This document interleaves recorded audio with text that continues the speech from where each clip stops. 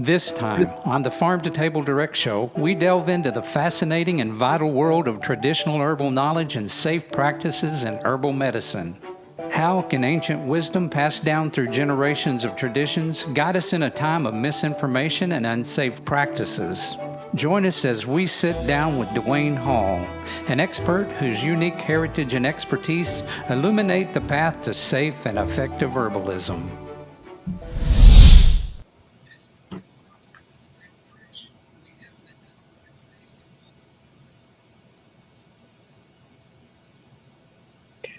Dewayne is a national speaker on all things homesteading, from wild crafting to animal husbandry. He has studied microbiology and has a degree in agriculture. Dewayne is a Cherokee citizen, and as a child, he spent much of his time on the Navajo Indian reservations, making him an expert on all native and traditional medicines. Dewayne can also teach on so many other topics, from meat goats to herbalism to emergency preparedness, rainwater collection, and so much more. Dewayne, welcome to the show. Thank you guys for having me. It's an honor. We sure appreciate you, taking the time to be with us tonight. I know that tonight's topic is pretty important, and I think it's a timely topic. Being that we're going back to school and parents are preparing for back to school, and I think what we've got to tell them tonight is going to be important for preparing the immune systems of their children. And so without further ado, I want to just kind of get right into it, Dewayne. So can you tell us a little bit about your background and how you got started in herbal medicine? Well, that started years ago. My mother was the youngest of my granddad's children, and I happened to be her oldest. So about the time my granddad decided to stop farming, and I was big enough to follow behind him. And so I became my granddad's shadow. And I did not know this at the time, but I'm the one that my granddad decided to pass everything down to. And so as we would take our daily walks, whether it be cutting wild sunflowers out of the field because the land was in what at that time they called the soil bank, and we had to keep it at a certain level. He and I were cutting sunflowers, to fishing, to hunting, to just living life. My granddad was always going, okay, you can eat this plant, you can't eat this one. This one's poison. This one looks just like it. This plant's good for this, for medicine. We could do this, we can do that. And so I thought as a kid, everyone's granddad did this. I didn't know how special it was for him to be passing this knowledge down to me, and so I was really impressed. I remember one time that really stands out in my memory. My granddad was very important to me because he was a man that, well, he accidentally shot his right hand off when he was 19 out squirrel hunting, providing for his family. He had a double barrel shotgun, come in, wooden porch, had it up on top of the barrels, slipped off, double hammers, hit it, shot his hand off. So he went to college, played college football, raised 6 kids, and farmed with one hand. Okay. So I never knew what disability meant. And so we were out squirrel hunting one day in the fall of the year. And my granddad says, would you like some honey? I'm going, yeah, I'd like some honey, Granddad. He said, okay. And by this time, I'd learned not to ask a lot of questions, just listen and go. Okay. And as we were walking down through there, he started picking certain plants. And I didn't know what he was doing, but I was watching him. And he picked these plants and he put them up in his crook of his arm right here. And he went to rubbing the arm that he had a hand on, running them through that plants.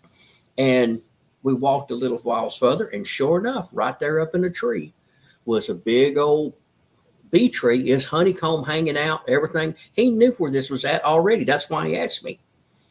And I saw him reach his hand up inside that tree and pull out a big, huge clump of comb and never got stung. So I just have to ask you at this point, what was he doing when he was rubbing those plants? What was that about? He knew what plants to rub on his arm to mimic the life of those bees, that they didn't see him as an invasion. Oh, makes total Wow. sense. Camouflage. That's right. He was camouflaging himself.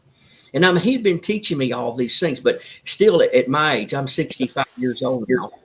That impressed me.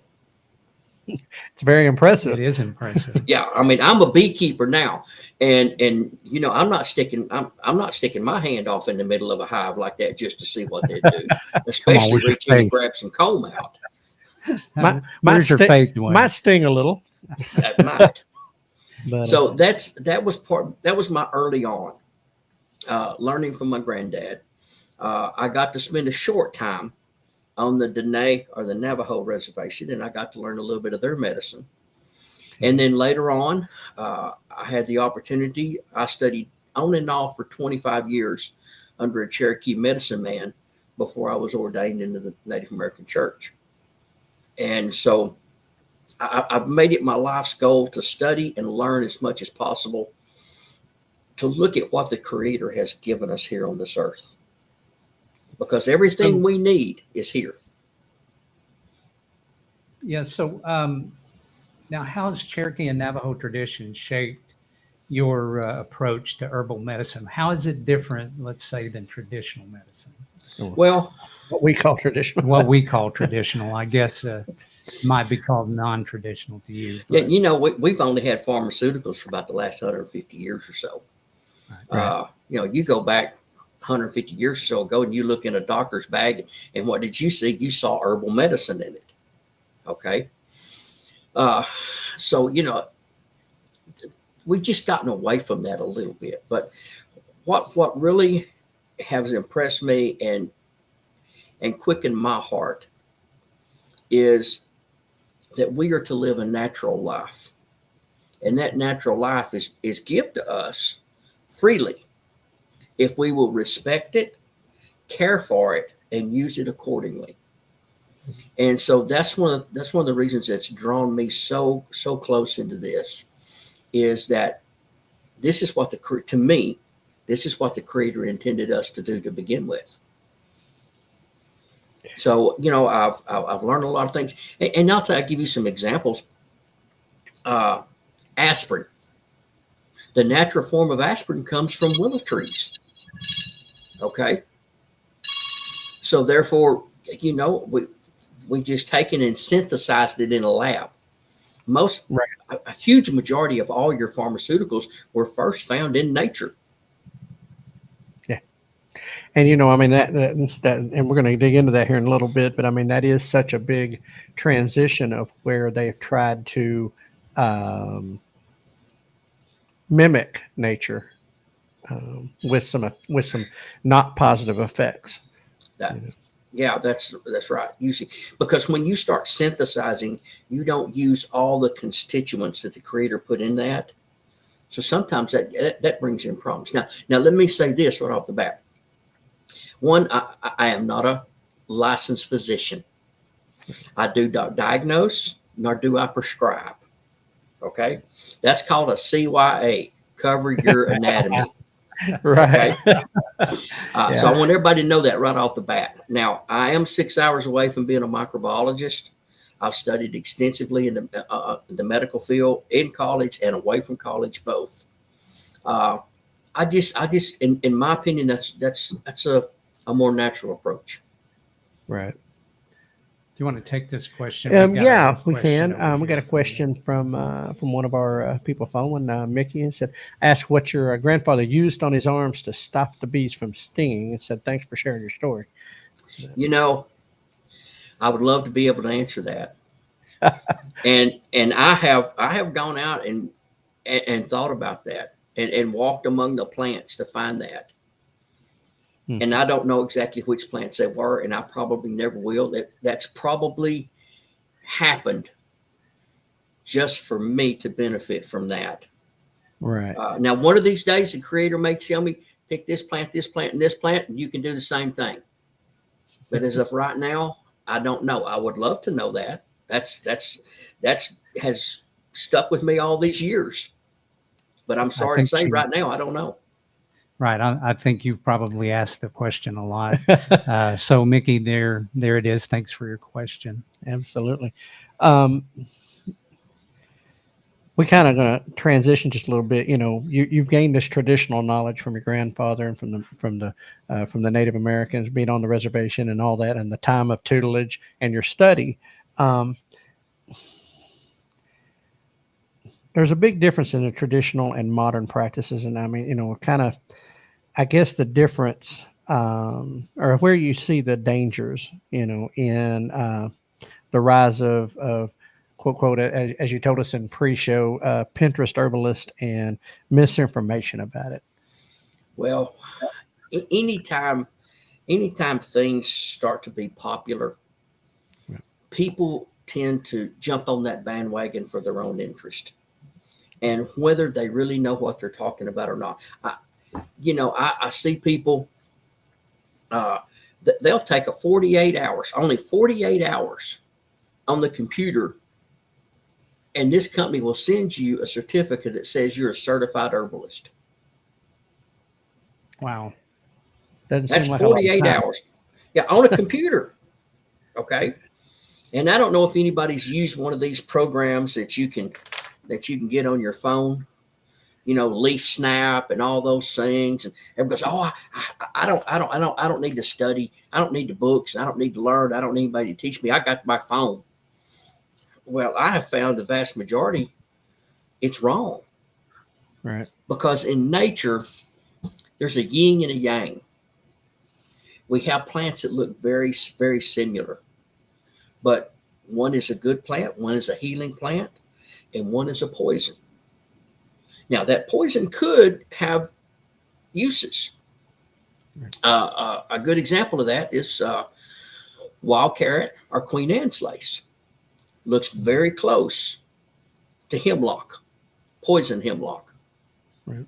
And if you don't know those little tattletale signs in there that differentiate the difference between them, you could be picking poison and eating it instead of picking wild carrot. Right. And so we've got folks that's out there, and they're looking. Someone to put something. You know how this is. Just because it's on the internet, folks, doesn't mean that it's right. Okay. There's a lot of people put things on the internet just to get clicks and Absolutely. get some notoriety. Um, and so we're seeing a lot of this out there today. There's books that's out. I mean, there's one herb people ask me about all the time right now. "Oh, Dewayne, do you have any wild lettuce? You have any wild lettuce tincture?" And I'm going, "Yes." "Well, I want to buy some." "No, we don't do that." Right. Okay. Those are ones that are reserved for emergency uses under the tutelage of an advanced herbalist, because they can have repercussions. Just because it occurs in nature doesn't mean you can just willy-nilly do whatever with it. Okay. Right. And so we see people putting these things out there, and they took that 48-hour class online, and now they've got a certificate. And I'm so appreciative that they took at least 48 hours to learn that much. Okay. Right. Just don't But seem like enough that's at not all. enough to be telling people what to do. Okay. Right. Uh, and especially today, we have so many people are on pharmaceuticals, and they want to go in. "Oh, I want to get off the pharmaceuticals. I'm going to start taking this because I read on the internet that this is good." Right. Well, did you study for any contraindications?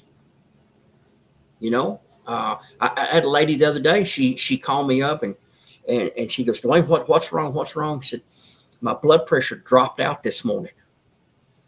I said, "Well, did you double up on your medication? Did you whatever?" And she's shaking pharmaceuticals for her high blood pressure. She goes, "No." I said, "Well, let's go back over what you ate for the last 24 hours. Well, I was having supper last night, and she told me what all she had. And I said, "Is there anything else?" She goes, "Well, I was reading where garlic lowers blood pressure, and I ate me a big old clove of garlic, and it was great. I liked it." And I'm going, that's why your blood pressure bottomed out. You just doubled up on your medication because blood pressure, garlic lowers blood pressure too. And that combined with what your pharmaceutical is, you bottomed it out. Wow. So there has to Right. be a balance in there. And we there's a lot more questions that we need to ask rather than just somebody said that worked for somebody. Okay. Let's go ahead and take a question. Let's take that question with Scott. Yeah. Right. Let's see. Okay, this is from Scott. It said, with all the information out there, how can the average consumer find and disseminate who is giving us the best and most accurate information? I'm looking for a natural remedies for health. Well, you know, the first thing I'm going to tell you is pray about it. Okay? Yep. You need to seek the will of the Creator. And I believe, in my belief, that when we do that, that person will appear in our life. If we ask for it, that will happen. Now, you can ask for their credentials. You can ask where they learned, how long they've been studying, what they know. So educate yourself, just like you should educate yourself on the pharmaceuticals. Just because they give you something, read what the side effects of this thing are. Most people don't do that. They just willy-nilly take it. You know, you need to take charge of your own health. Whether you're going the natural route or a pharmaceutical route, you need to take charge of that. Okay. Ask around in those natural communities. Those natural communities will usually know somebody. This person knows what they're talking about. Like, these people are good. You know, you guys have had Restoration Farms on your show, right? Right. Yes. Okay. You know, I think those people know what they're talking about. Right. Okay. Ashley and Stuart, they know what they're talking about. They're really good at foraging. They know a lot about herbs and stuff. They're well on their way, especially for their age. And I'm saying 65, so I'm saying especially for their age. Mm-hmm. Okay. Right. I think they're far along there. But you start in that community and start asking people, and do some prayer work about that, and listen to your heart. If you feel in your heart that something's not right with this person, I wouldn't follow what they say. Right. Okay. So I just want to back up a little bit about something that you said there. And it was that people should take personal responsibility for their own health.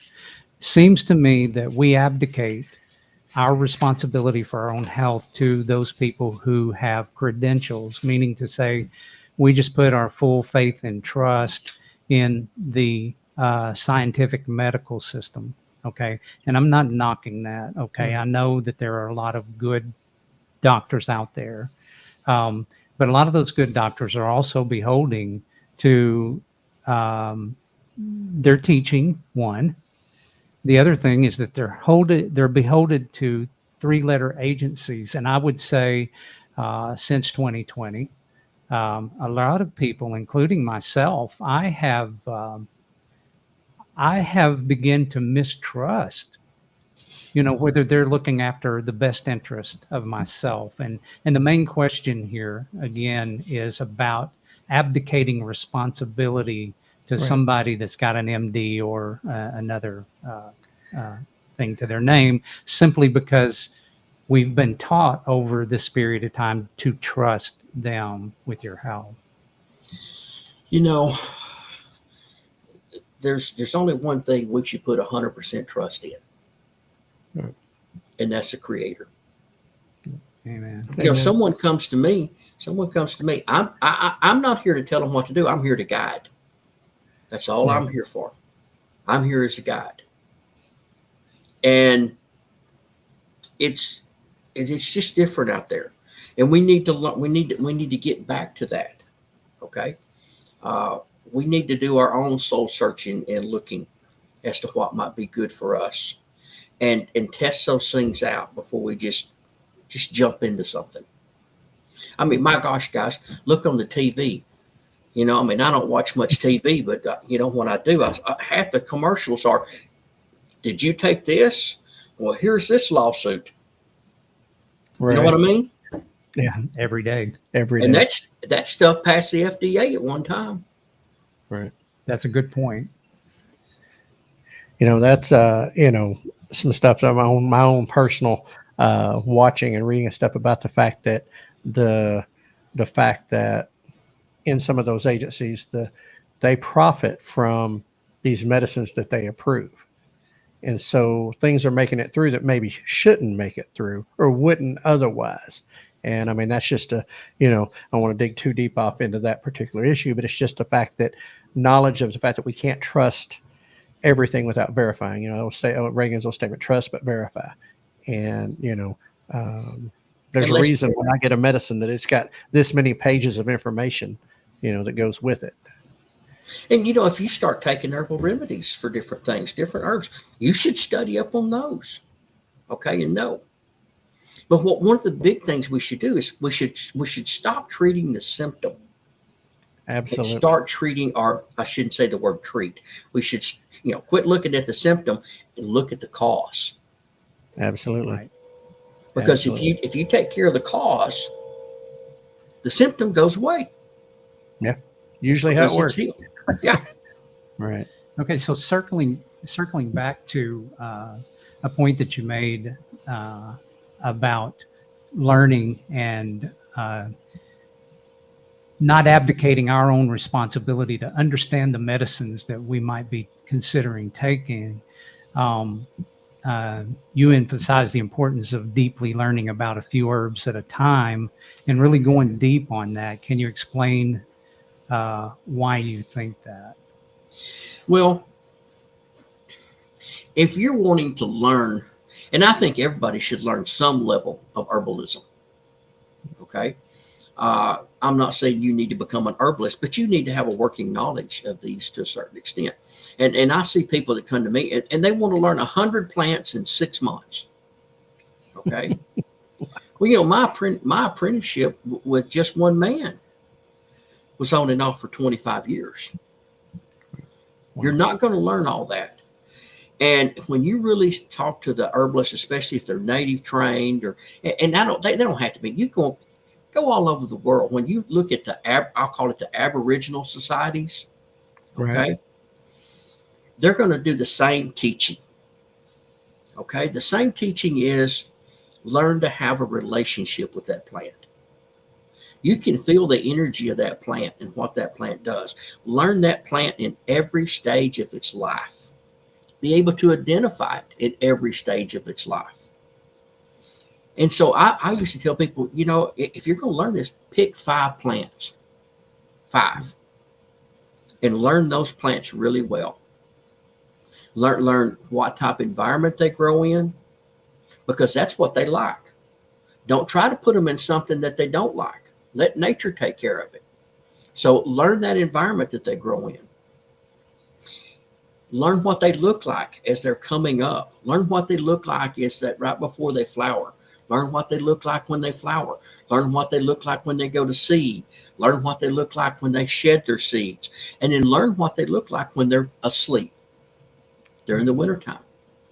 People say, why do you want to know that? Well, because that tells me if I'm out searching a place and I know what's left of that plant looks like, then that tells me where I can find that plant next year. Right. Okay. We should learn those things. But we've gotten away from that because we don't spend enough time in nature. Right. We've definitely got away from, all of that. And now, what about when we're reaching out to, I know that there's books, I know that there's YouTube, Facebook, and we can learn from different people. But what about in-person human learning? There's just, you can learn and you can study books, but there's not a substitute for what we call a two-legged teacher. Right. Okay. Because you can only learn so much out of a book. That two-legged teacher can teach you not only what's in that book, but what they have experienced and what they were taught that their teacher experienced and what their ancestors experienced. You can't write all of that in a book because the only thing you can count as a truth is what you have experienced yourself. Right. And so when you have a teacher that will walk you through and help you identify those things and teach you little bitty nuances of the plants and how to care for them and how to love them and how to harvest them respectfully and how to be able to care for them once you harvest them and then how to make the medicine out of them. Those are all things that it's just hard to do without human interaction. You brought that up, and you were talking about the where to find a plant, what the plant is, and it goes by the difference between wild crafting and herbalism, and can you kind of explain that to us? Oh, there's a huge difference because everybody comes to me to go, I want to learn 100 plants in the next 2 weeks, and I want to know Right. where to find them, what to do with them. No, herbalism is the use of those plants and their uses in helping people with their health. That's herbalism. Wild crafting, on the other side, is finding those plants, knowing where they live, how to harvest them respectfully, how to be able to prepare those plants, say how to dry them, how to store them, what to do with them, but mainly how to be able to find them in nature. I remember, if y'all remember several years ago, the big craze was echinacea or purple coneflower. Right. All right. And man, it was just, the root was selling like crazy. People were buying it like crazy. And I remember driving down Highway 20 and I saw, because I knew there was a huge, the whole side of the road was just covered in purple coneflower out on the prairie. But it's right next to the highway. And the people were out there digging every plant because they were in it for nothing more than the money. Right. They were digging every plant and they were going to sell that to someone. Well, that was right next to that highway. All the toxic fumes off the gas, all the pieces of the tire, all the oil, all the toxic stuff, the rainwater that comes off of the asphalt, those plants absorb that. Those people had no ethics about what they were doing. Not only did they pick an inferior plant that should not have been used for medicine, Right. they killed the entire patch. Wow. Because they did not harvest that respectfully. See, we will never harvest. I will not harvest a plant until I see that plant 4 times. I have to see it 4 times. Okay. And when I harvest, I will never take more than 1/4 of that particular plot. And I always harvest from the inside of those surrounding plants. So that way the seeds can fall in and grow and the seeds can fall out and grow. If you pull from the outside, you contain it. If you pull from the inside, it will still continue to grow. And in our tradition is we always send a prayer to see if we should harvest some of those plants. And we give them an offering of tobacco or a bead or sage or something like that. That's in respect. That's just like when you sit down to eat, you offer a prayer, right? Mm-hmm. Well, we offer those prayers before we ever get it to the table, before we ever take it.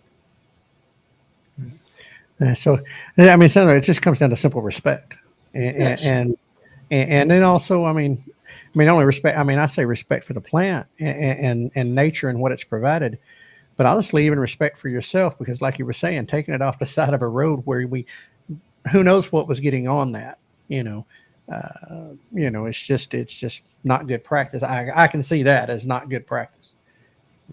So I want to interject here just a take a little break. bit because we've had several people Questions. who's wanted to ask questions to you, Dewayne. Yeah, it's a good place Okay. to do it. Yeah, I think we need to take just a second to try to You go ahead, bro. Catch up with some of that. And I'm going to start back up here with Mickey, and Mickey was saying, She got that one. oh, we already got that Yeah, you one. got to scroll down a little more. I'm sorry. Here we go. Right there. Right here. Yep.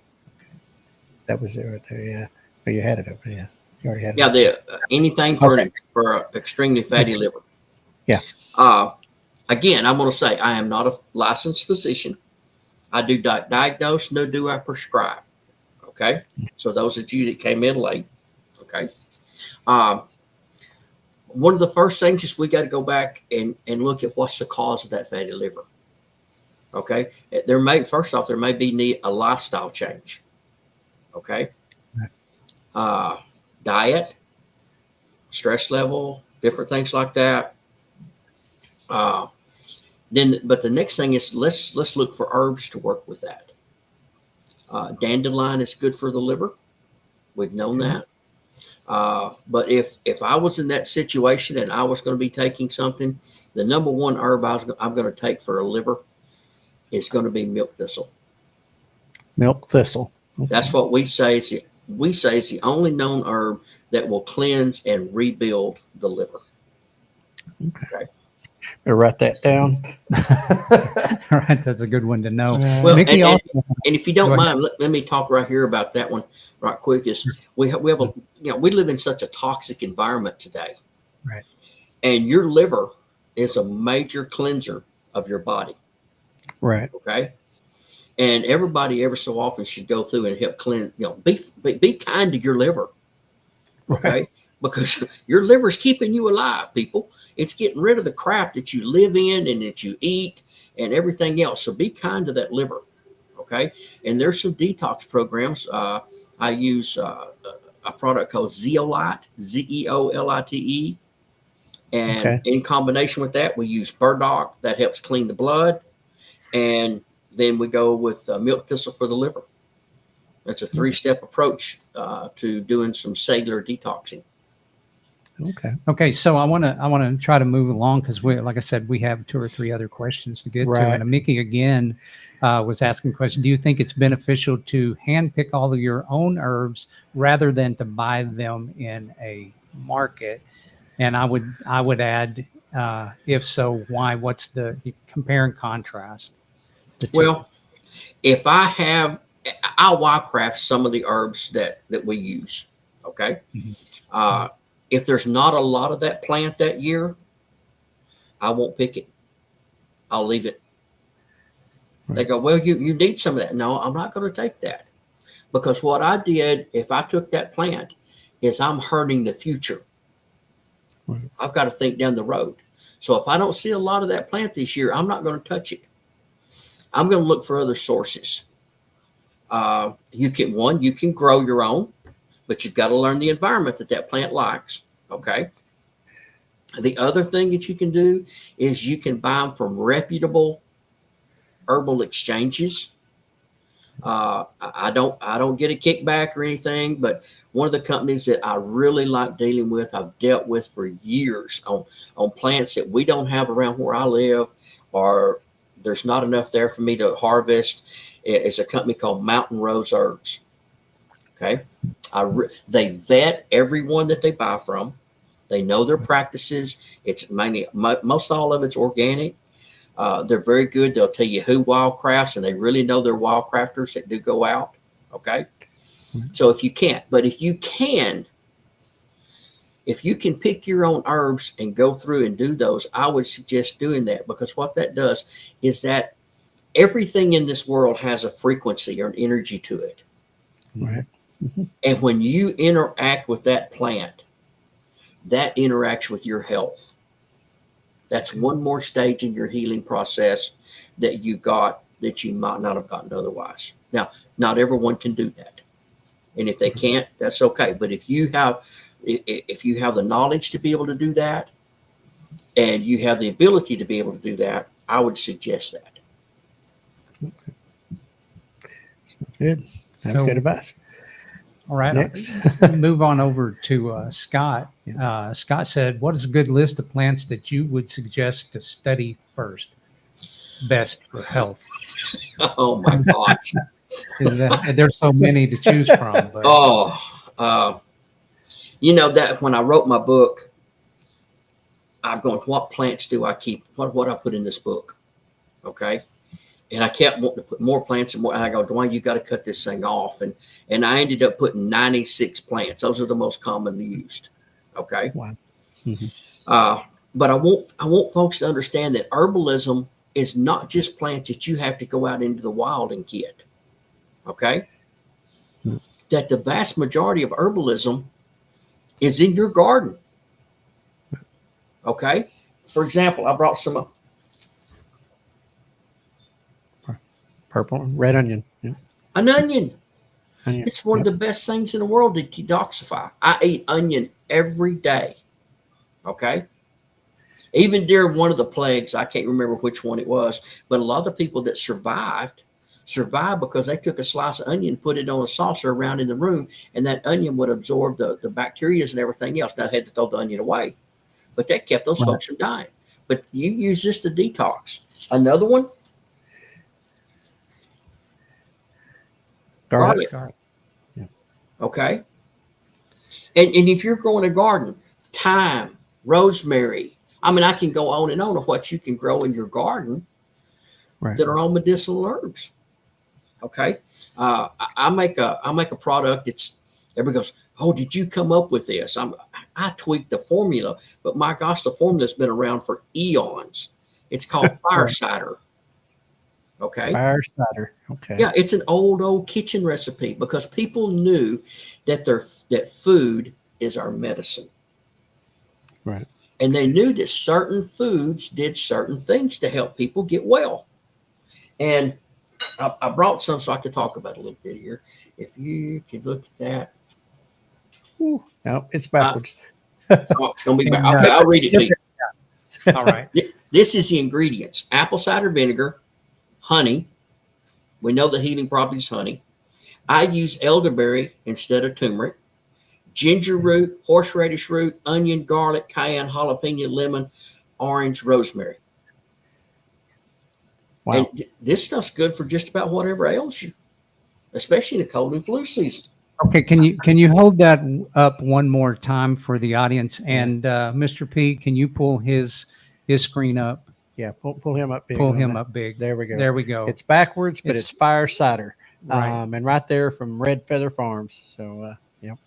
Yeah. And, Okay, thank you, Dewayne. And the guys, the thing about it, you can make this yourself. It's easy to make. Okay. My formula that I use is an adaptation of a lady named Rosemary Gladstar. She is like my herbalist hero. Okay, her and Barbara O'Neill. Bless Barbara's heart, she's passed on now. Okay, but Rosemary Gladstar, fire cider's been around. People put different things in fire cider, make it different ways. You know, that whatever they may want to add to it, as long as it's good for your health. But you can make this at home. Right. Now, to do it right, it takes 28 days to be able to make it. Then you can pour it off. You know, so it's not I make it today and take it this afternoon. Right. But you know, that's pre-planning. That's why we're talking about boosting your kids' immunity right now. It's things just like this we should be starting before they go to school. Right. So, Okay. Wayne, I just want to back up just a little bit and kind of drill down on what Scott was asking there about a list of plants that would suggest a study first. And what thought that I had in my mind is that would it be that, for example, a lot of people are either insulin resistant or they are having problems with insulin? Would they start with a particular ailment, if that's really what they're trying to treat, and then look specifically for something to deal with those ailments, or is there a different approach? That's where I would start. If there's something that you need to work on personally, find what those herbs are and work with those. Just it's insulin resistant, let's say. You know, one of the plants that a lot of people use for that is a plant called sunchoke. Okay. Now understand, if you start to grow that, everything it's invasive. It takes over. Okay. But you may need quite a bit of it. Okay. So that's a plant there. People with allergies, it doesn't grow very well where I'm at, but I really like nettles, stinging nettles. Okay. I could go on. It kind of depends on where you're at and what your situation is as to what would be the herbs that I would consider. Uh, the first thing, is if you're not growing things like onions and garlic and, rosemary and thyme, start learning those things. Start with that garden first, if you got a garden. Right. So, keeping on that topic just a little bit.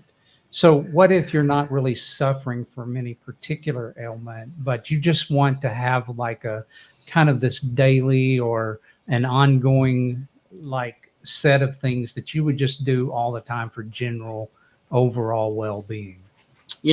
I have like 1,000 plant elderberry orchard. Right. And because, I harvested elderberries today, uh, I harvested some from behind the house back there, a little patch that I've got there. Um, I grew up with them.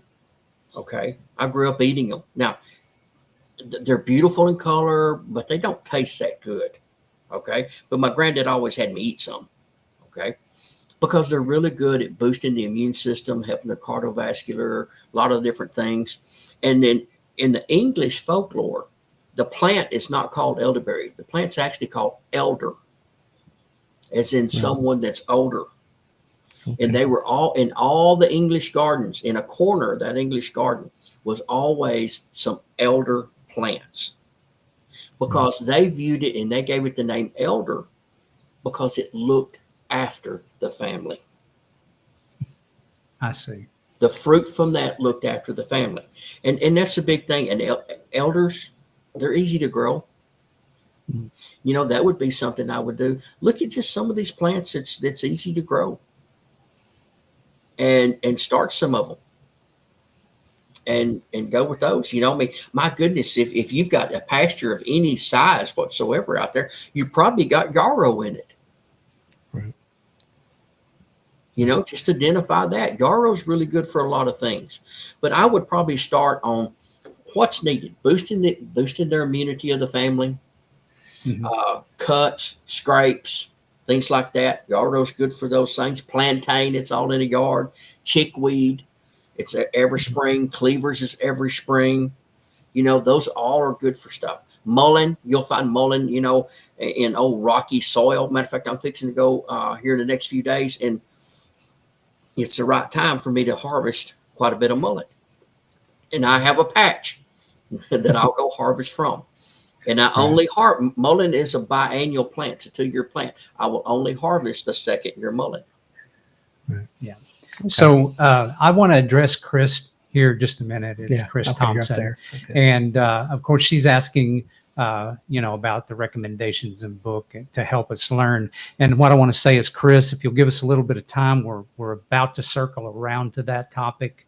But I want to highlight one here by NF. He was talking about herbs you recommend to relieve palpitations or hot flashes for menopause. Now, again, I know part of the answer to this, and that is that he does not prescribe or diagnose people. And but I guess the way to ask that is that if you were suffering from this or someone in your family was, what would you tell them? Well, the first thing I'd want to do is I would want to find out, are the palpitations, and I assume we're talking heart palpitations, okay? Are they a symptom of the hot flashes, or are they a symptom of another health issue? Right. Okay. The hot flashes are menopause at this point. Hot flashes is a symptom of menopause. That can bring on other issues, or can bring other issues to the forefront. Okay. So I'm not going to address the palpitation. That would be something that would need to be addressed in a more personal setting. Okay. But overall, as the hot flashes, depends on one of the things I I was in Oklahoma City this weekend. I spoke this weekend and had a booth there, had people come and talk. I mean, I talked for 2 days straight, just about. And hot flashes was one of the big topics that come around menopause. A herb that we use, there's several different herbs we use. Squall vine for one, but probably one of the main ones is going to be black cohosh. But again, can you say that carefully again? Black cohosh. cohosh. Okay. Cohosh. Yeah, there's a black cohosh and a blue cohosh, and they do totally separate things. Okay, Right. both are cohoshes, but they do totally separate things. But that's used a lot in there. But there's even more things to do. You know, you've got to check for any type of pharmaceutical contraindications. Is it going to mess with anything out there? Okay. Well, just for example, let me just pull it up here. So you've got a possible side effect of nausea, vomiting, symptoms of low blood pressure such as dizziness when taken in large doses, and black cohosh can cause miscarriage. Okay. Don't take black cohosh if you're taking drugs that lower your blood pressure. Okay. Okay. So there's things you got to know that there's contraindications. At that point, we may need to look at another herb. Okay. Right. So we So always have to work with those. does that highlight the importance of yes, we shouldn't abdicate our own responsibility for our own health, but there are times that sometimes we need to reach out to someone to help us to understand what we're dealing with. And it's more of a one-on-one personal situation by situation basis that would have to be talked over by you and somebody else who knows what they're dealing with. Yeah. So someone that's been extensively trained. You want to talk with them. You want to feel them out. You know, do you trust them? Do you feel that they have your best interest at heart? Or are they just trying to sell you something? Right. Okay. Well, I think that goes back in anything is that, and even what you said before about praying about it, but knowing, having that confidence in them and that trust that that is earned. Bro, would you back up? There's a question there that's kind of trimming up to Duncan Up in family. Duncan, I was about to come back up to that. It's, we talked about milk thistle with the fatty liver. Ask how much it would help with cirrhosis of the liver. It helps cleanse and rebuild the liver. Okay. Right. And it will help. I'm not going to say it's going to heal everything and make it back when you were 18 years old. I'm not going to say that. But you know what? Any improvement's better than what it is today. That's right. Okay? Right. And if you don't mind that I'll share a little bit of a personal story. And our mom was diagnosed with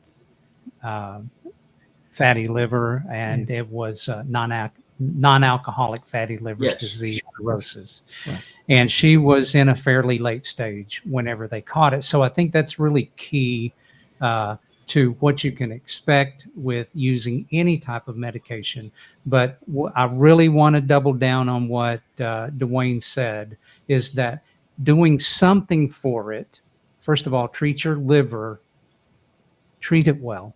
Right. All right. Because it's taking care of you, first of all. Second of all, stop intaking things that can harm it and start inputting things that can help it. And I know that after that late stage diagnosis, my mom lived, I believe it was another 10 years or At so. least, yeah. Yeah, because she took steps. Okay.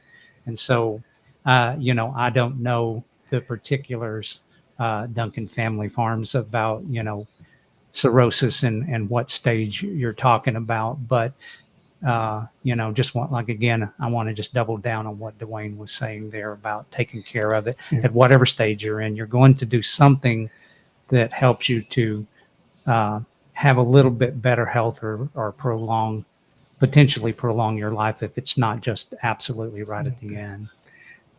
And there's something about prolonging life and also and quality of life. Right. Absolutely. We don't want to prolong agony and No. despair. We want to have the life that we have here. We want it to be quality. So there's a lot of things that go into this. One of the things people don't do is we don't listen to our body, and men are the world's worst. Yes. You hear tons of ladies talking about taking herbal this and herbal that, and I don't feel good here there. You don't hear men say that. Men, we're what are we taught to do? We're taught to suck it up and go on.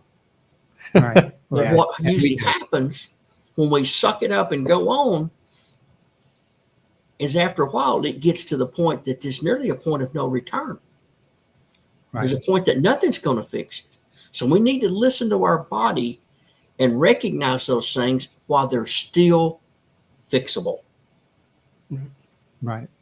Okay. With that, Dewayne, we need to kind of be moving on through the show. Okay. And for those of you that we did not answer all of your questions there, at the end of this program, we are going to be giving you information as to how you can reach out to Red Feather Farms, Dewayne Hall, and also take his recommendations as to what we're going to do. So hang in there, guys. We're not ignoring you. We're trying to be very selective about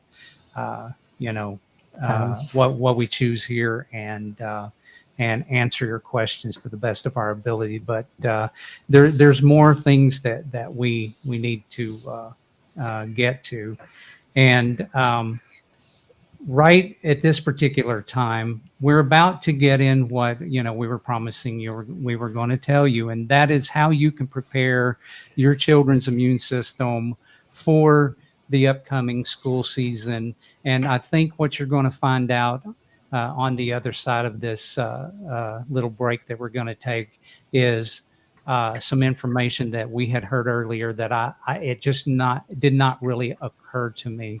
So with that being said, bro. Yep, absolutely.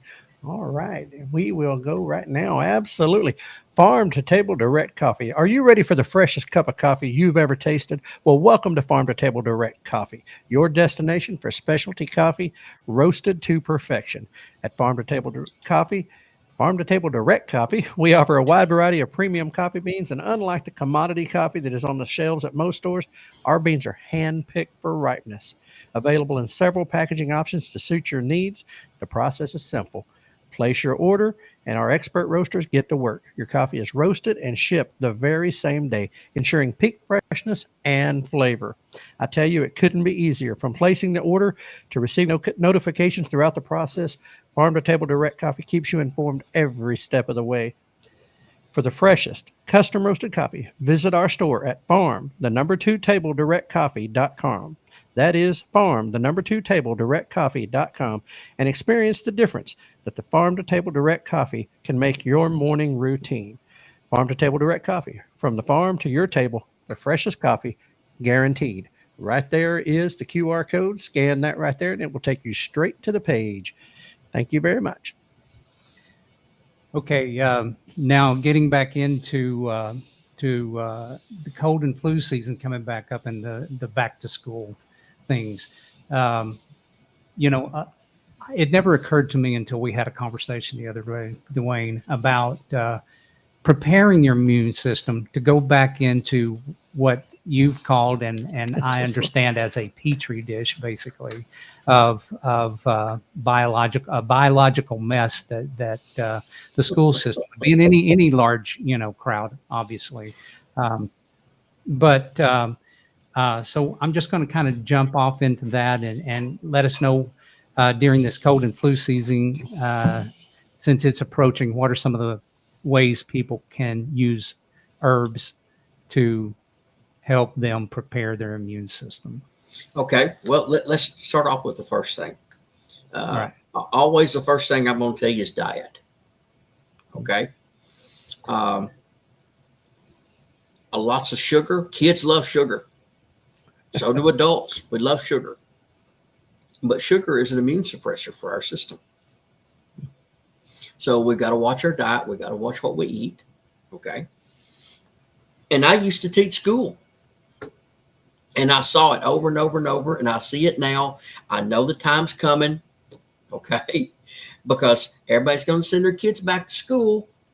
And within a week, everybody's going to be yelling, oh, my kids are sick. And the next thing you know, they're sick. And they just pass it around. Okay.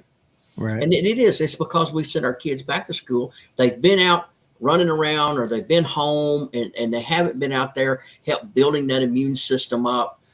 And we stick them back out there in school where there's a sick kid or two, and they infect everyone. And now everyone's affected. It's just, it's a domino effect.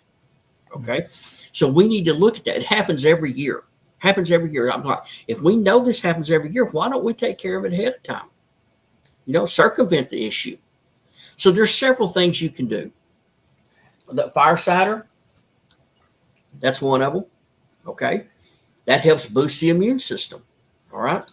Another one. Now, some kids don't like that because that fire cider, in the name, it says fire cider. It's got a little kick because it's got horseradish in it. It's got jalapenos in it. It's got a little kick. You cure what else you? It will. It will. It's kind of like Granny Clampett. She had that stuff that she didn't want to take, but it gets you over it, right? Yeah. But it's got that image of Granny running around. Yeah. Yeah, y'all remember Granny Clampett? She always had that bottle up in the cupboard. It was for medicinal purposes only. Fire water. Yeah. But a lot of people like the taste of fire cider. Those that don't like any spicy, I would. That's not something for you. And the other thing is, this is elderberry tonic. Right. This particular bottle happens to be 1/4 elderberry juice, fresh pressed. I do not cook my elderberries. Now, granted, if you're buying those from Europe that's dry, it's got a high cyanide compound. You're going to have to cook it. You're going to have to cook it to negate the cyanide. But everybody understand that once you get things over 160 degrees, you start changing the molecular structure and degrading the biological and enzyme components of that. So when you go to boiling it, I know you put your cinnamon and your cloves and all that stuff in it, and you go to boil it, you're making a flavored drink. Is it going to have some medicinal? Yes. But you've killed a lot of the medicinal properties. The American Sambucus nigra, which is what we have here in the United States, it's native here, has less cyanide compound than apple juice does on the store shelf. Okay. I had a lady tell me one time, you're going to kill people telling her to eat that. I'm going, hon, if I was going to kill people, I'd be dead a long time ago because I've been eating them by the handfuls, all my life. Right. So Missouri did a study on it, and they went and improved it, But this has got elderberry juice, apple cider vinegar, which is one of the 7 healers of the world. Apple cider vinegar, especially with the mother in it. You want that little cloudy thing in there with the mother in it is wonderful. Okay. Disease grows in an acid environment. Okay. And when we bring our body to an alkali position, disease doesn't affect us. And there's 2 major things that will do that. And they're both acids, but they will change our body to alkali, and that is apple cider vinegar and lemon juice. Okay. That's one reason every time I go to a restaurant or wherever, I'm always getting I want lots of lemon. Okay. Right. One, it helps negate the chemicals in the water that's in municipal water. And I'm just boosting my immune system. I'm helping. Of course, that lemon's got vitamin C in it too. Right. So elderberry, apple cider vinegar, honey. I'm a beekeeper, so I have natural honey, and I use dark honey. The darker the honey, the more medicinal the honey is. Okay. Why is that? Well, because it has what gives it the darkness is the pollens and the resins that they collect off the trees. That's why clover honey tends to be real clear, because they're just pulling nectar. They're just pulling the liquid. Okay. But when you put them out so that they have to go to the woods and the wildflowers and everything else, they're pulling all these different pollens and nectars and everything else out there. So that honey's going to end up being darker. Your fall honey is usually even darker. Okay. But the darker the honey tends to be always the more medicinal. And to me, I love it because it has a deeper, richer flavor to it. It's not just sweet. Okay. And then the last component in this, in this particular, I've got 4 different formulas of this. And the last one is organic black cherry juice. Organic black cherry juice. because that helps with gout and it helps with joint pain. And especially coming into the winter season, people's joints hurt because of the, the weather and things like that. And so, I'm trying to package things up to help people with all their issues. Okay. So that's it's actually called an oxmel because it's vinegar extracted. All right. The apple cider vinegar is one thing I showed you. Let me see. Most of you have heard of echinacea, purple cone flower. Okay. That helps boost the immune system. This is a tincture. This is grain alcohol extracted. Okay. The other, y'all bear with me. I'll make a tincture out of elderberry. Okay. And to give you a guidance here, if you took an herb and made a cup of tea, let's call that 1 unit. You make a tincture properly, 1 drop is equal to 10 cups of tea. Wow. And essentially you have an indefinite shelf life. That's why I like tinctures. It's so much easier to dose with. Now, this you see, whoops, here it is. Yeah. Elderflower. Elderflower. Mhm. Most people talk about elderberry all day long. The flower is more potent than the berry. But it doesn't have that purpley look and all that stuff to it, So, and that appeals a lot for folks. But, if I really got to get after something and I'm going to take an elder product, I'm taking the flower. Okay. Another thing that's really good, and you guys can make your own colloidal silver. Okay. Colloidal silver. It was used extensively in hospitals for years until they started copyrighting antibiotics, and then all of a sudden silver didn't work. Right. A couple of years ago, my wife had both her knees replaced, and I was her caregiver, and she just essentially wore all the cartilage out of her knees. Is what she did. Mm-hmm. And I was there with the home health lady when she was pulling the bandages off, and I looked at the bandage and I said, "That's got silver impregnation in it, doesn't it?" And she said, "Yeah." She said, "This particular doctor is the only one that she knows of that does that, and his patients all recover so much faster." Wow. Interesting.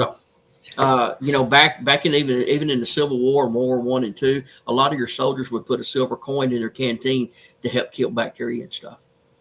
But that's when we had pure silver. Right. Yeah, you want to use 99.99% silver. Right. Okay. Because you don't want to use the hydrolysis and leach out the other metals and stuff in it. There's another product. Well, here's another one here. Helps with allergies and stuff this time of year. Bee propolis. Which one of the things that we extract out of a hive because it has those pollens and resins in it that help microdoses for that. And then I've got one. If you're tough enough to take it, it's called Hot and Nasty. Sounds tough. Because it's hot and it tastes nasty, but it'll fix just about whatever. Okay. Make you forget about it anyway. Right. Yeah, it's a whole blend, but I mean it will it tends to work on lots of different avenues there. So those are some things that I would look at. I would start preparing for those. If you think those kids are sick, buy you some onions up and put you a saucer in each room and put a little slice of onion. And you gather those up daily, throw them away, do the same thing, do that. And I know people are going to think I'm a little crazy, but if anybody knows what this is white sage. Okay. It's been medically proven to kill 99% of the bacteria that the smoke falls on. Huh. Okay. Cedar does the same thing. If you want to go to the Middle East, this is frankincense. Oh, okay. They knew this stuff worked. I'll be honest with you, Dewayne. Whenever I've seen that in the past, to where to where they would light something and then they would just wave it out around in the room. And, you know, honestly, and I'm confessing something here. I thought, Yeah. oh, that's just hocus pocus. Why are you doing that? But things have really changed. You know, it used to be that people really downplayed this type of medication or medicine or treatments. Yep. And because we were all science based. And then since people have become more and more ill through over prescribing medications to individuals, and I would say even since COVID-19 and all the things that's happened, there's been a move back toward traditional medicines. Yes, yes. Well, if you want to go reading in the Bible, it talks about using frankincense in the temples, Right. Mhm. okay, for purification. So, I mean, and guys, every culture has these things. Yep. You go to South America, they use Palo Santo, or you go around India, they use sandalwood, Middle East, it's frankincense and myrrh. The Cherokee use mainly cedar because white sage didn't grow there. It grows out in the plains. Right. Everywhere in the world, there's things to do. That medicine's there. Right. But those would be some of the things I would do. Okay. Right. Mhm. Take baths every night. Okay. Now, especially when school starts, I'm not a proponent of taking a bath every night. Not because what you have bacteria on your skin. You can do a little spit wash bath. Okay. But there's bacteria on your skin that is good for your system. Okay. But if you're around a heavy exposure of bacteria and stuff, you want to come in and cleanse that. Get that off of you. They'll put those clothes somewhere so the bacteria that's on those is not going to, because you got to think it's going to contaminate you. So especially for a couple 3 weeks, pay attention to what we're doing. So I'm going to circle back to the onion because I thought, that was really odd whenever you had First said mentioned something it, about yeah. right. And is that for collecting bacteria in a room? Is that the reason, that the logic behind that? That's the logic behind it. You can also take onions and plant them on toxic ground. Now, you can't eat the onions, but in a few years, it'll clean all the toxins off the ground. So not only does it absorb toxins, it absorbs bacteria. You have a lot of people, that, I got sick from a summer barbecue. It was the mayonnaise and the potato salad. No, it was probably the onion that you left sitting out. Because it draws it in. And then you go to eat it, and you just put it in your system. Note to self, because I love onions, so I'm gonna have to remember that when it comes time for cookout. Right. Yep. So you said something in our interview the other day when we were on the phone, and I found it to be extremely interesting. And I'd heard some about it before, but that is that when you're treating yourself for immunity purposes, that it's really important to get the herbs or the plants from your local area. Is that true? And if so, why?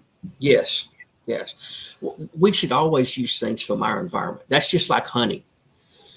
You want honey from a radius of about 50 miles from where you live, or at least it has the same ecological conditions, because that's going to give you the pollens and the resins and everything else that you're living in, that your environment's in.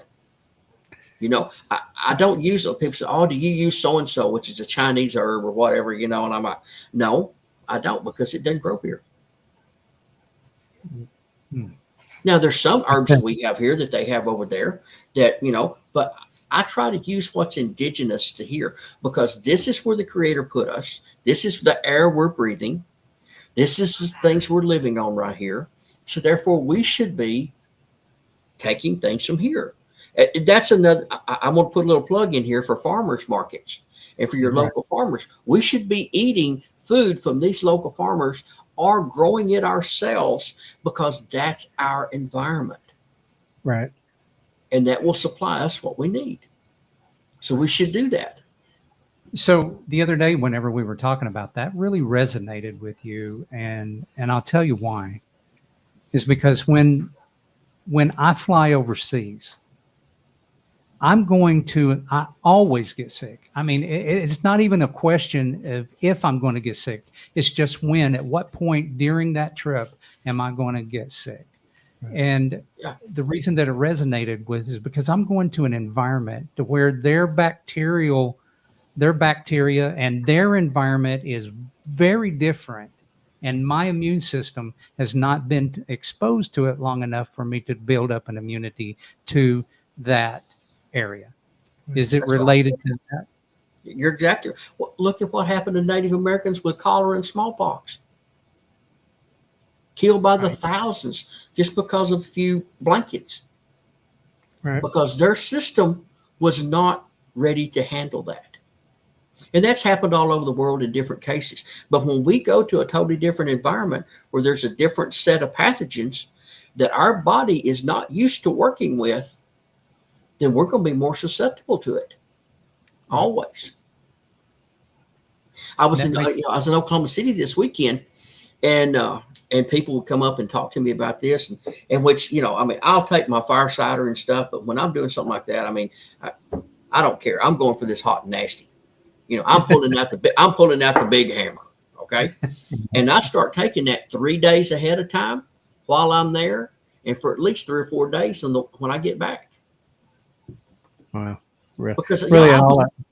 was around hundreds and hundreds of people, shaking hands. Didn't kiss any babies, but I was shaking hands. Right.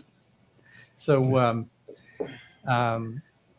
I had promised Chris a little bit earlier we would get to her question, and I wanted to kind of save it toward the end because I knew we were Right. going to address that, and I know that you've written a book, and and their path has to start somewhere. Where would you recommend that they start their path? Would it be in a book, reaching out to someone who can teach them? And if, knowing that there are some unsafe and I would even say dangerous, because I remember the other night we were talking about ghost pipe, and that you said that there were people were recommended and people were getting off of their heart medications and jumping into ghost pipe. What can you say about that? Well,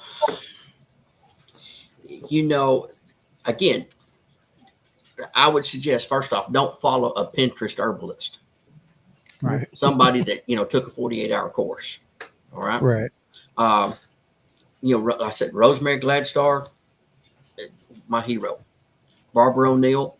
Now, you got to be very careful with Barbara O'Neill because I suspect, I see these things on Facebook all the time. Shows her up there talking and doing things, and it's a voiceover, and it doesn't match. And I think it's a Chinese company that's trying to sell a bunch of crap using some of her videos. Oh, wow. Oh, wow. So, Wow. go to YouTube, make sure the mouth matches up that you're getting. Okay. Right. But I mean, she's had wonderful, wonderful teaching. I've listened to tons and tons of that stuff. There's several books out there. I didn't bring a lot of the other books. I mean, my gosh, I've got a huge library of stuff that I have studied and I still go back to from time to time. Just, I will look for consistency. Right. I'll check 5 sources. If I haven't had a personal experience with it, I will check 5 sources, and 3 of those sources better be the exact same answer. Right. I see. Okay. Mm-hmm. I'm looking for congruency there. Right. Right. And that's even when I wrote this book, I went back. I mean, my wife would come in my study. I had books open and laid everywhere in my study. And I'm like, don't touch anything. Okay. Right. Because I would sit there and I'd start typing and writing about it and everything. And I'd go back and I'd check all my different references to make sure that those folks were explaining the same experiences that I had had. And if I had missed anything. Okay.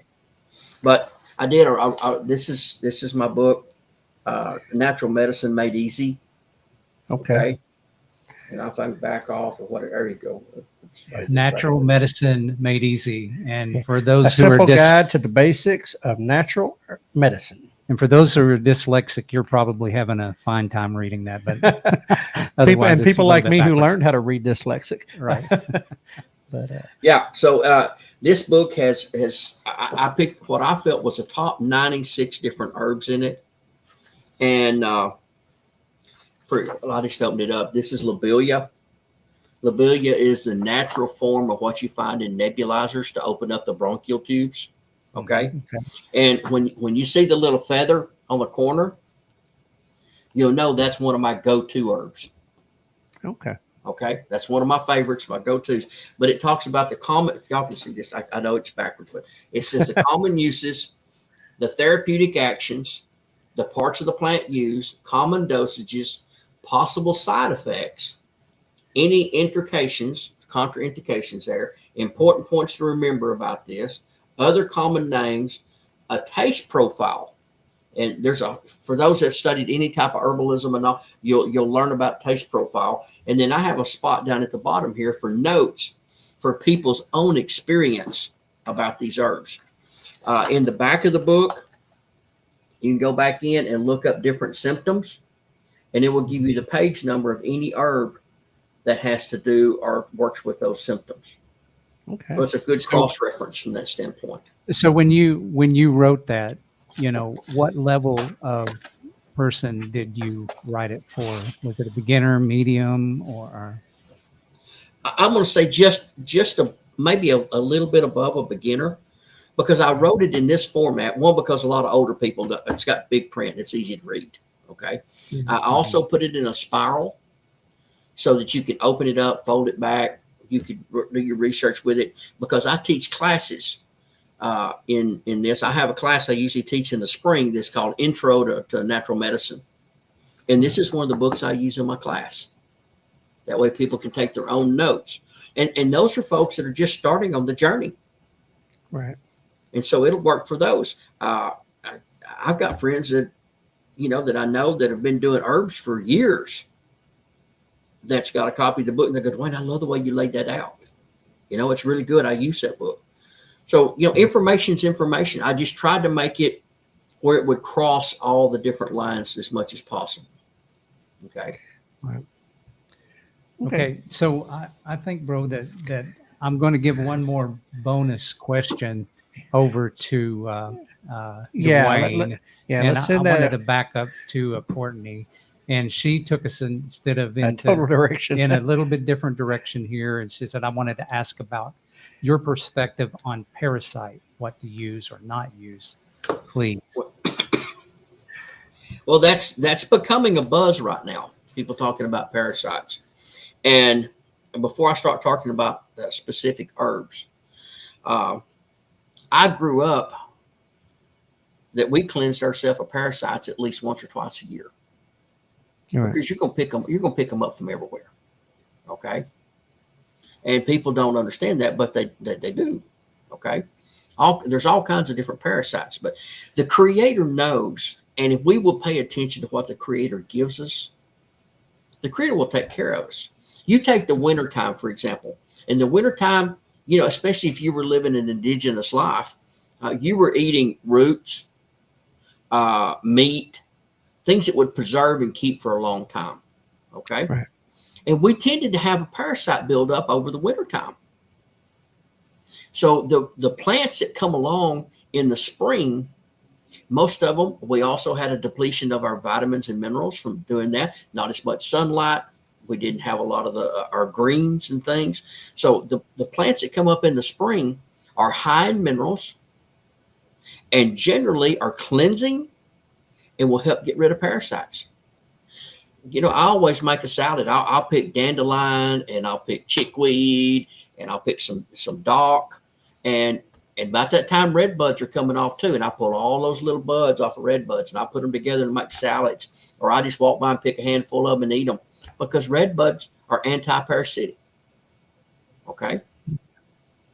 In the fall, about this time right now, black walnut, the green hulls of black walnuts.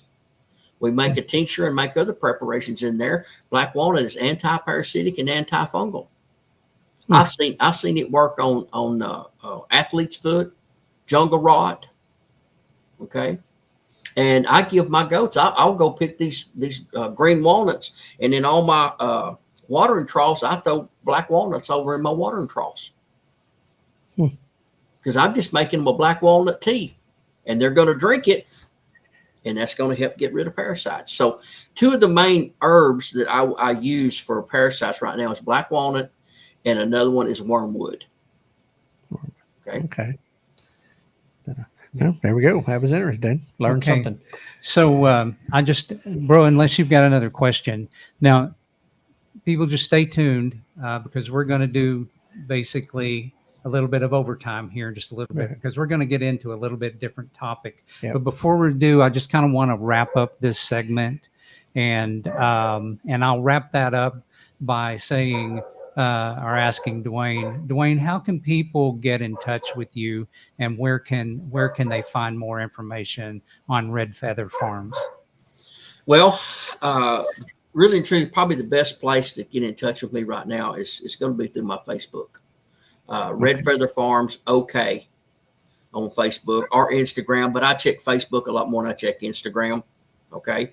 And I'll tell you folks, if you message me on that, don't think I'm going to get back to you in 5 minutes because I look at it. I don't have my little phone going off because my phone would be going off constantly. Okay. Right. But you can message me, and when I get time, I'll sit down and look at my Facebook. I'll answer you back. I'll get back with you that way. And what we'll probably do, depending upon if I can answer your question, then it's real simple or whatever. If not, then we may trade phone numbers. Okay. Because I can talk a lot easier than I can type. Right. Okay. And so we may trade numbers at that point, and then we can talk or text or whatever. But I'd rather probably, in a lot of issues, talk. Sometimes people actually will come see me. All right. And I talk to a lot of folks when we are at different events. We're going to be up in Marshville the 1st of September at the Ozark Homesteading Conference up there. I'll be in Oklahoma City the 15th at the Oklahoma State Fair at the Urban Homesteading Days there. And then we'll be at the Oklahoma Homesteading Rendezvous at the end of the month down in McAllister. I'll have a booth down there. You come by, you can visit, but if you need to talk to me before then, probably Facebook is going to be a good place. I was hoping to have my YouTube channel up and really running. Right. And I got a lot of videos and stuff that I've got edited, but I need to put the little, what they call thumbnails or whatever on, I'm learning all that. And we bought Starlink, and I've been 3 weeks trying to get Starlink running. They've had to send me all new equipment. That's why I'm at my wife's office tonight at the hotel talking to you guys because it's doing great. Yeah. And so you are a national level speaker, but I'm going to drill down on the Oklahoma Homestead Rendezvous. What can people expect? Now, this one's going to be in McAllister, Oklahoma on September 27th and 28th. Mm-hmm. Yeah. And what kind of topics? What can they expect to learn from you on that day? I'm speaking 2 different days. One day I'll be speaking about natural remedies and herbal medicines, and it will be it'll be an introduction. Okay. We can't earn a thesis in an hour. Right. So, but we will be talking about how to use these plants, how to start your journey, right, in doing this. Okay. So, will you have some of these herbal remedies on site at your own booth also? Yes. Okay. Yeah. That's good to know. We'll have. I carry about 50 or 60 different tinctures with me. I have probably 100, 120 different herbs tinctured up.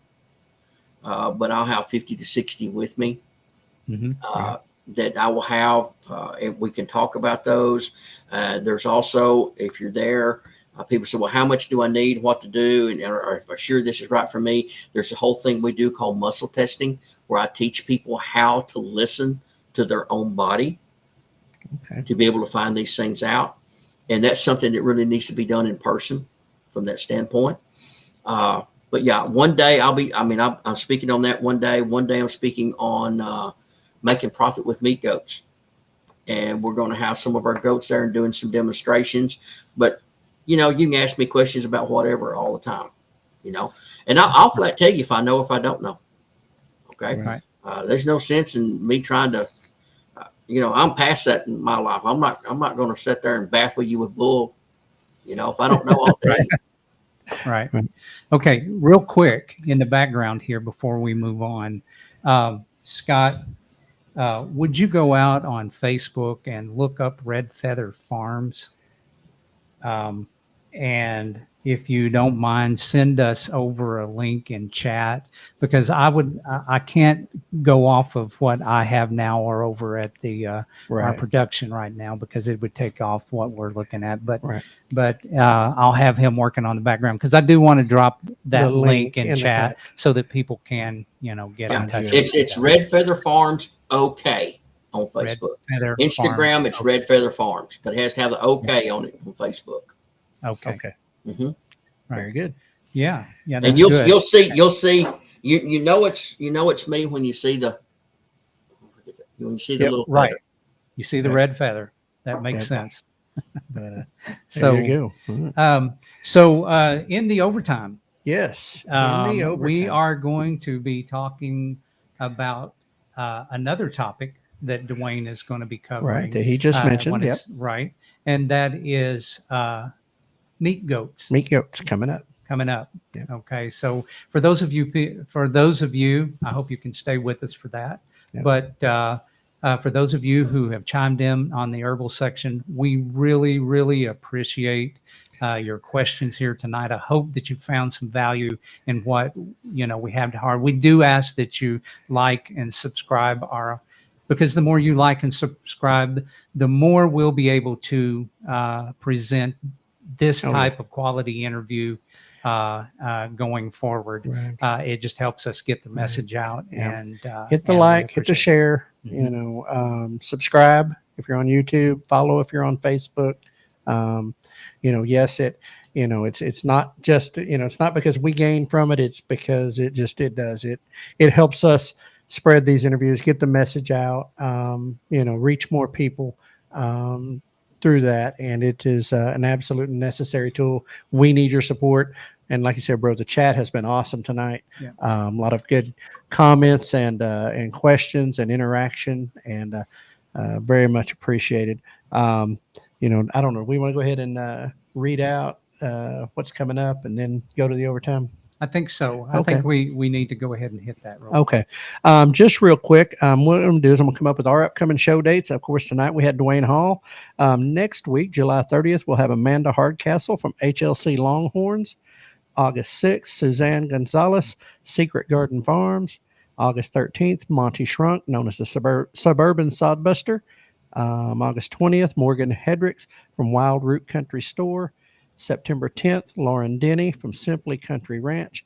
And September 17th, Holly and David Lacey from Glory Hills Farmstead. So as you can see, the Farm to Table Direct Show is booked up pretty solid with shows right here on Tuesday nights. Our next one next Tuesday at 7 p.m. But if you want to enjoy getting to meet us in person, as well as Dewayne and several other people that we've mentioned and talked about, there are some upcoming events. The month of September is crazy busy. It's not that far away. Ozark Homestead Expo, Marshfield, Missouri, September 6th through the 7th at the Webster County Fairgrounds. You can get info and tickets at ozarkhomesteading.com. You can also find Ozark Homesteading on Facebook. Be sure to book a place to stay early, is what I've been told. Springfield is the nearest place that you can get hotels. Yes. I'm going to tell you, there's Dwayne's going to be there. Zach Bauer from American Homestead is going to be there. Joel Salatin's keynote speaker. Bob Ryder from Olive Branch Aquaponics. Carson Ripstein from Redmond Agriculture. Man, there's just so many more that I know are up there, and the list is way too long for me to remember them all. But if you'll go to ozarkhomesteading.com, you can get a full list of the speakers, as well as the schedule is out.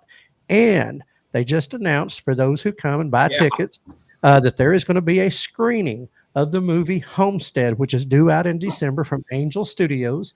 They're planning to do a screening on Friday night, after everything, all the activities are done for the day, for those who wish to stay for that. And put the Farm to Table Direct Show down as being there. Yes, we will be there. Okay, come in just a little bit closer. Little bit. It's free It's free. for those who have tickets and join the expo. It's free. And that is, and that is months in advance screening. I've seen the, you can go onto their Facebook page and stuff and see the trailer. Looks like a great movie. And so that's just an added bonus to going to the Ozark Homestead Expo. Dewayne mentioned the Urban Homestead Expo in Oklahoma City at the Oklahoma State Fair, September 15th. Entry is included with the price of admission to the fair. Event is being hosted by our friends at Hidden Heights Farms and Keeping It Dutch, who are also the ones who put on the Okie Homestead Expo. That's a one-day event. It's got very select speakers and very select topics dealing specifically with urban homesteading and what you can do in an urban environment. So definitely worth being there. You've heard us mention the Oklahoma Homestead Rendezvous in McAllister, Oklahoma at the Southeast Expo Center, September 27th and 28th. We're a sponsor of this event. I will also be speaking. You can get more info on their Facebook page, Oklahoma Homestead Rendezvous. And I know we are still needing volunteers. So, reach out that way. It takes an army to put this on, and Yes. as much help as possible. This is an inaugural event, a first time out, and we believe in it. We believe in what it's for, and it's a great way as a volunteer to get to know everybody and to be able to get involved in this community and have a good time being out there at that rendezvous. And what I want to interject there, just real quick, if you've got a Facebook or a YouTube channel or any channel, one of the ways to grow your channel is to make friends. One of the best ways you can make friends is volunteering for your local expo. Right. So we will be out at these events. So if you see us, come say hi. We'll be in our t-shirts. And so come out, visit with us, say hi. We'll have some form of a booth or something at each one of those events. Well, not at the Urban Expo. We're just going up there in support of the community and to enjoy listening to some good quality speakers as well. I will say, and this one's not on my notes, but I know this one's out September 21st. Oklahoma Donkey Dairy is having their Hee Haw Health Days. So you can look them up, Oklahoma Donkey Dairy or Donkey de Dulce. They have that on there, and how you can buy tickets. It's really cheap. It's like $5. They've got a lot of stuff for the kids. There's a lot of medical information about Panda and about the benefits of donkey milk and that type of thing.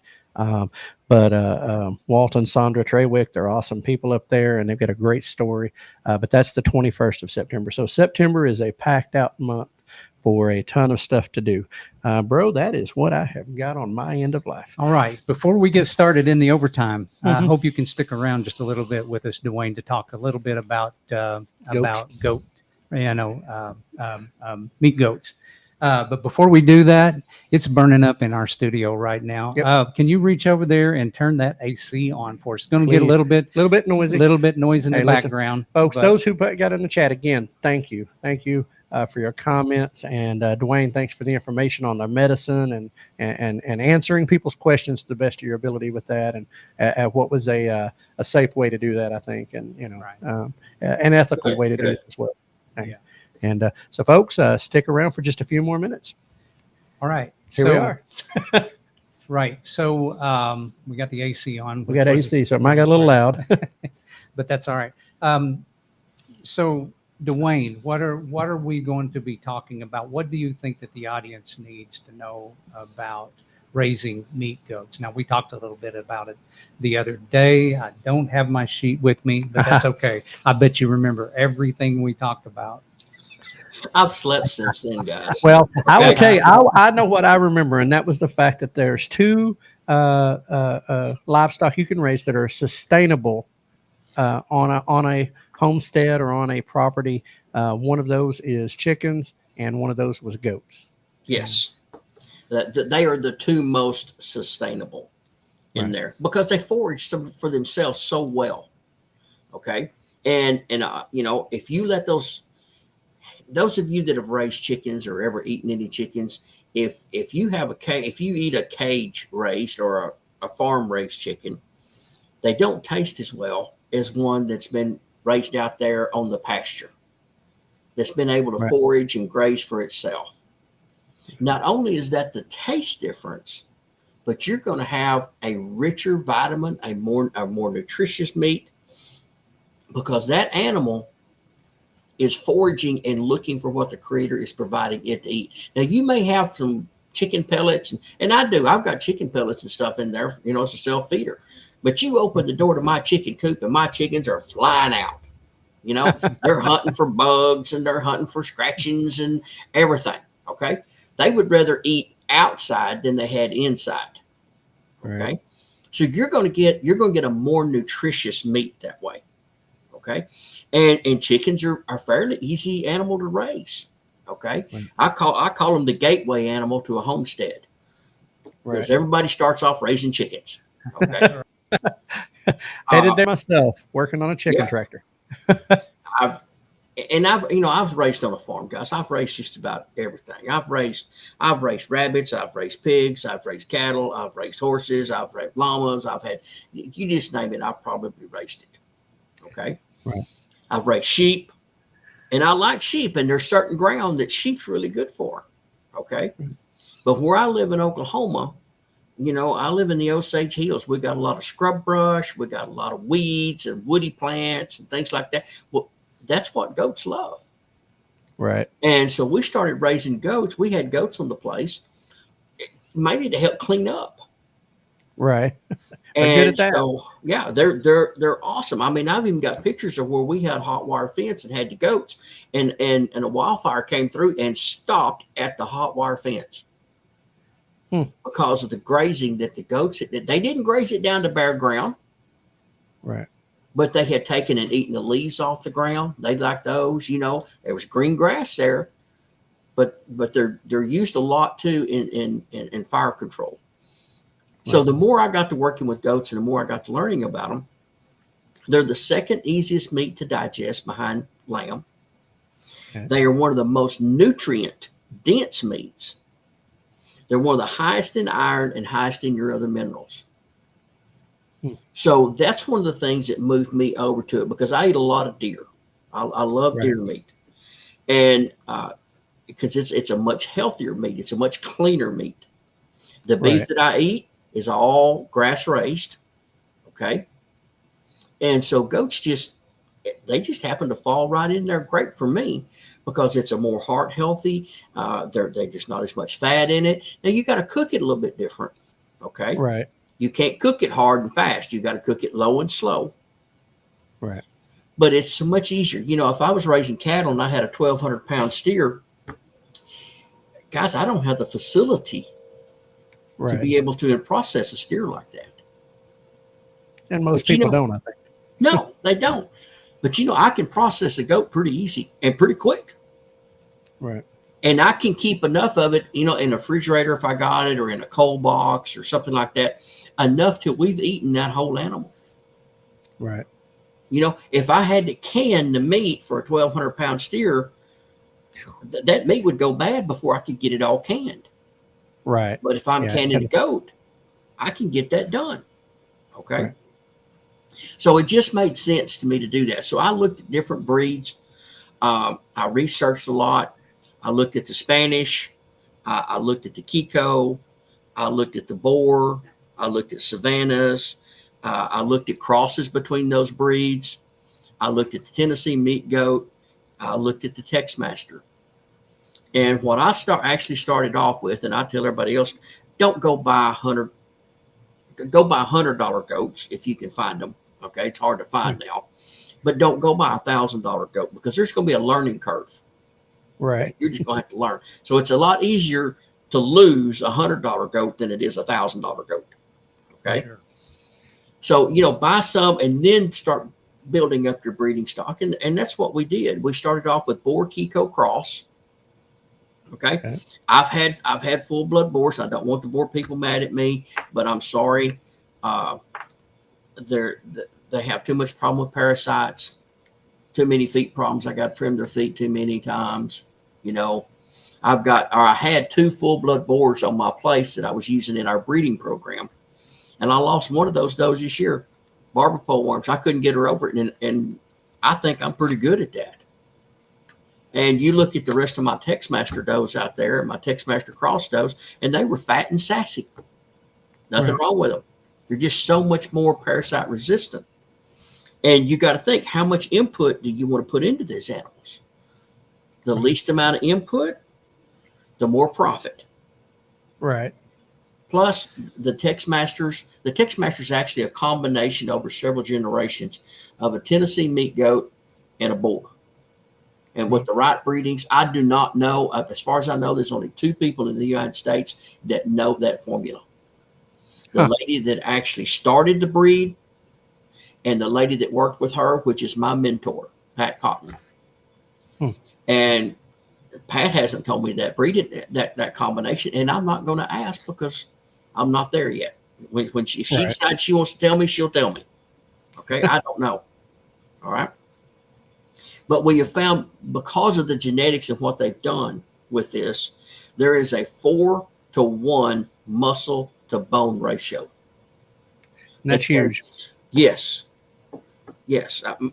I can take my Texmasters to processing, and I will get 36 to 40% of live weight packaged out, deboned. And I know that you don't get that at rate at much else. Well, cattle's 30, 33 on good cattle. Okay. And I run the numbers. I mean, I know, I weigh mine a day after they're born. I either get a 60 or a 90-day weight. I get a 120-day weight. I get a weaning weight. I get a weight when they go to processing, before they go across, the slaughterhouse, once they're hanging on the rail, and once they're packaged. I know my numbers all the way through. And they have proven better. And I can tell you, those that have more Texmaster influence, I have a lot more meat. Those that have some of the other influence more, the carcass doesn't yield as well. Okay. So from a homesteading perspective, you're not eating a lot of bone. Now you can make bone broth and things like that, but you're not eating a lot of bone. You're eating muscle, and that's what you want to produce. And so that's what we do. I enjoy them. Now I would also caution people: make sure you got good fences. Yes. Good fences. Okay? Oh, good fences. I thought you said dentures. Fences. Make sure you got good fences, because goats are smart. When I first got the place, I had some holes in some fences, and they would go through one particular hole until I found it. Right. Once I found it and fixed it, then they would move to another one. I find it and fix it, then they'd move to a third one. They wouldn't go through all 3 of them and let me find them. Right. They were like, I'm not telling you about the rest of those holes. We're just going to use this one till you figure it out. So they're extremely smart. Okay. Right. But that's part of that runs me back into my health thing. If I can eat a more nutritious, more healthy meat, that's going to help my body, and I'm going to have a better immune system out of that. Right. Plus, homesteading, it just makes sense. Right. They're going to eat what other animals want. How much land would you have to raise a meat goat as compared to a cow or a steer? Generally, the rule of thumb is you can raise 5 goats to what you can raise 1 cow. And how does that compare dollar and cents wise when it comes to your actual cost for putting food on the table? I'm going to make more money on goats than people are going to make on cattle. Right. Because just think about this. If a mama's going to produce, most mothers are going to produce you at least twins. Okay. You'll have some singles. Okay. And if I've got 5 goats, let's say 5 goats, because 5-to-1, I got 5 goats, I'm going to have 10 babies. Right. Okay. And I want to sell that goat at, where's my phone at here? I didn't make sure I can run these numbers off the top of my head here.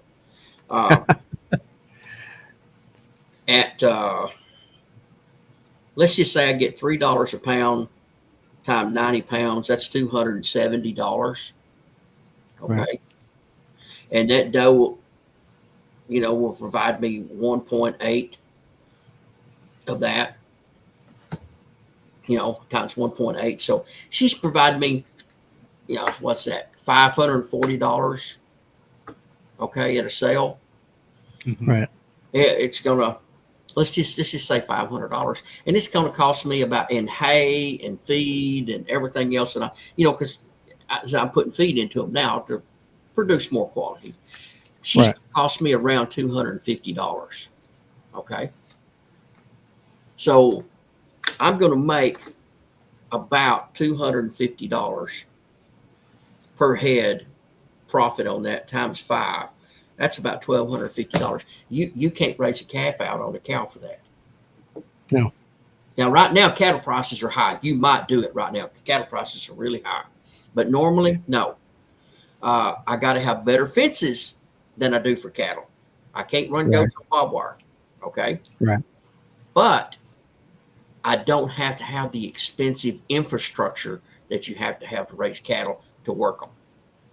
Right. They're so much easier to work. You can work them by hand. Right. Now, I've got a little squeeze chute, things like that, but right now I've got 90 head on the place.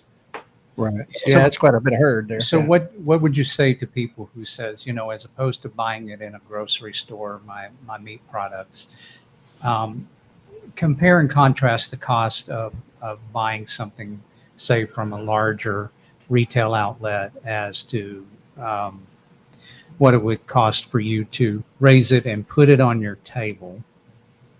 Is Oh, it cheaper or just healthier? It depends on where you want to quantify cheap. See, I look at it this way: we either pay for our health now, or we Yeah. pay for our health later. Right. Okay. Makes Okay. sense. Right. That's just How like if you don't want to eat goat meat, that's fine. But I'm going to tell you, work with some farmer rancher out there that you can buy good quality. You see how they feed them, everything else. It's going to be cheaper than you go buy it in the store, and it's Right. also going to be so much more better for you than Right. what you're going to get going. Guys, I know what we did on the commercial side. I worked on that side. I know Right. how much hormone we gave them cattle to get them up there, and they didn't care. Just run them on. I know how much antibiotics they put in those things. Okay, Right. you're eating all that. Right there it is, folks. You Right got there. it. You That's got it it. firsthand from somebody Yeah. who's actually Right. been in that commercial side of things Right. and right. have seen what happens. Right. And it goes back to say, you are what you eat. You Right. know, That's exactly and, right. Let your food be your medicine. You know, And I really take your point with you can pay now or pay later. absolutely. And when we say pay later, obviously, we're talking about, Sure. if you eat unhealthy, you'll be unhealthy, and the doctor bills will probably be a whole lot more So expensive. say than the food was if you'd have just done it right the first time. Yeah. It's, Yeah. I've wanted to get in. I mean, goats are a part of my plan because I don't have the acreage to run cattle. And as well as having worked in the poultry business currently and having worked around the cattle, transporting and taking them, picking them up, doing those type of things, being in the cattle business a little bit. As you said, the cost and profitability margins are razor thin in both of those actually. And commercial poultry is a razor thin margin. The goat, to me, because of, like I said, it's a little higher now because it seems it's more popular, but it's still a lower cost entry a lot of times than other herd animals like that. Now I've lost $150 buck. Me and my son-in-law went in. It was either somebody got him a buck or a coyote got food. One of the two happened. I'm not sure, but did not know they are a social creature, and you don't just buy one; you buy a pair. And we bought one and put it in a pen, and I learned that it doesn't matter how good the fence is; they will They're find a gone. way. Yeah, Right. and we Well, lost. you're just talking about that's an expensive lesson. Let me just share this with everyone because I learned about a $10,000 lesson this last year. Oh, Ouch. oh, Ethel. Yeah, I killed my number one buck, probably the second best Textmaster buck in the United States. Uh-oh. Okay, and a lot of us have been doing this for years. But he'd got sick the year before. The vets couldn't figure anything out. I mean, like $2,000 in vet bills, couldn't figure it out. I finally got him over it. He was doing great. And then he got sick about the same time again the next year. And he did recover that time. Right. And I mean, we had expert goat vets trying to figure this thing out. I mean, experts from all over the United States. I finally figured it out. When I went back to looking at all my notes and when I wormed and worked and all that stuff, and I had given him orally as a drench, I'd given him pour-on wormer. We do that a lot. Right. But his system wouldn't handle it. And essentially, I cooked him chemically from his mouth to his rear, and I shut his organs down. Oh, my goodness. Wow. Right. Very expensive lesson. Yes.